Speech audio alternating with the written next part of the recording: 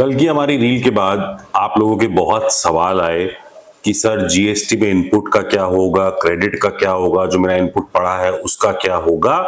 तो आपको यहाँ मैं एक्सप्लेन कर रहा हूं कि जब आप नया जिम खोलते हैं तो मशीनों पे इनपुट क्रेडिट मिलता है, आपको इंटीरियर पे मिलता है, रेंट पे मिलता है, और वो एक सिग्निफिकेंट अमाउंट होता है। मान लीजिए अगर आपने 1 करोड़ रुपए की मशीनें इंटीरियर करवाया तो लगभग आपको 18 लाख रुपए जीएसटी मिलता था पहले, जो आप आगे जाके अपनी सेल के हिसाब से सेट ऑफ कर सकते थे।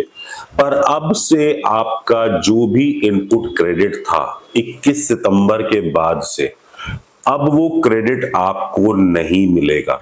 इसका मतलब ये है कि वो 18% आप क्लेम नहीं कर सकते।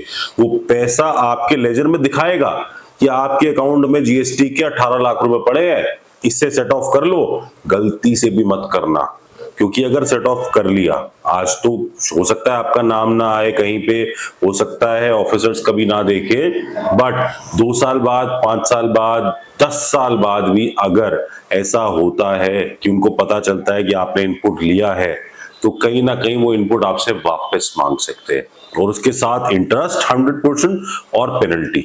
मतलब 18% साल का इंटरेस्ट होता है और 100% तक पेनल्टी होती है।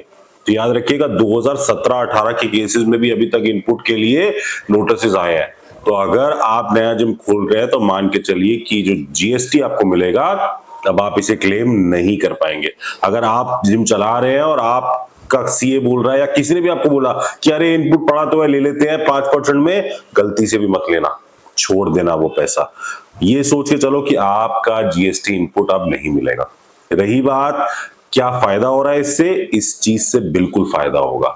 अगर मान के चलिए आपकी 30 लाख की सेल है और आपका 10 लाख का पहले ऐसा खर्चा होता था जो जीएसटी वाला था, तो आप उस पे 1,80,000 रुपए जीएसटी देते थे और टोटल आपका जीएसटी बनता था 5,40,000 रुपए।